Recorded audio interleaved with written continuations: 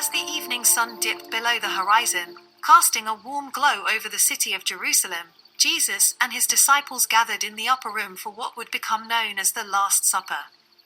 Seated around a simple table, they shared in a meal steeped in symbolism and significance.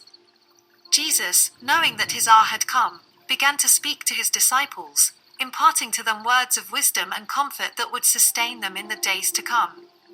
In a voice filled with love and compassion, Jesus addressed his disciples, his words carrying the weight of eternity. He spoke of love, commanding his followers to love one another as he had loved them. "A new commandment I give to you," Jesus said, "that you love one another. Just as I have loved you, you also are to love one another. By this all people will know that you are my disciples, if you have love for one another." With these words, Jesus emphasized the importance of love as the hallmark of true discipleship. He urged his followers to demonstrate their commitment to him not through words alone, but through actions of selfless love and compassion towards one another. It was a radical message, one that challenged the conventional wisdom of the time and called his disciples to a higher standard of living. But Jesus did not stop there. He spoke also of service, reminding his disciples that true greatness comes not from power or position, but from humble service to others. "Whoever would be great among you must be your servant," Jesus declared, "and whoever would be first among you must be slave of all. For even the Son of Man came not to be served, but to serve, and to give his life as a ransom for many." In these words, Jesus revealed the true nature of his mission on earth to serve and to sacrifice, to give of himself completely for the sake of others. He called his disciples to follow in his footsteps, to embrace a life of selflessness and humility, and to seek greatness not in the eyes of the world, but in the eyes of God. Love what you're seeing?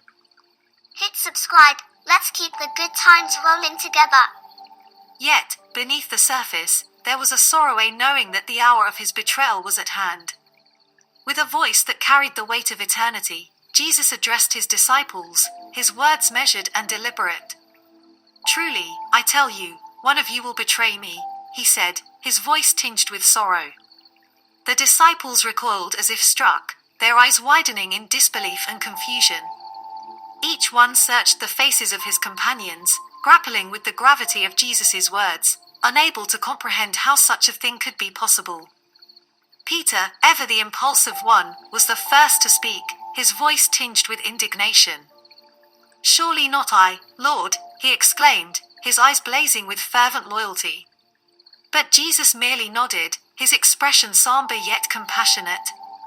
"The one who has dipped his hand into the bowl with me will betray me," he replied, his voice a gentle lamentation. The disciples exchanged uneasy glances, the weight of Jesus' words settling over them like a heavy cloak.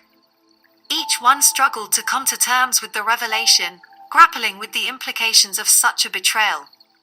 John, the beloved disciple, leaned in close to Jesus, his heart heavy with sorrow. "Lord, who is it?" he asked, his voice barely above a whisper. Jesus turned to face him, his eyes filled with a depth of sadness that pierced the very depths of John's soul. "It is he to whom I will give this morsel of bread when I have dipped it," he said, his voice laden with a sorrow that echoed through the room. With a heavy heart, Jesus took a piece of bread and dipped it into the bowl, his movements deliberate and solemn. And as he handed the morsel to Judas Iscariot, the betrayer, a wave of anguish washed over the disciples, their hearts heavy with the knowledge of what was to come. Judas recoiled as if stung, his eyes wide with shock and disbelief. The weight of Jesus' words bore down upon him like a crushing weight, the realization of his betrayal settling over him like a shroud. In that moment, the room seemed to pulse with tension, the air thick with unspoken emotions. And as the disciples grappled with the revelation of Jesus' impending betrayal, the darkness of the night pressed in around them, a somber reminder of the trials that lay ahead. Hit subscribe. Let's keep the good times rolling together.